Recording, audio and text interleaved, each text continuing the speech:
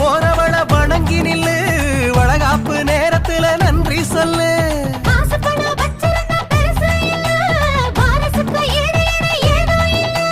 தாய் வீட்டுக்கு இவ போக போறா, திரும்பி வரணும் 2 பேரா.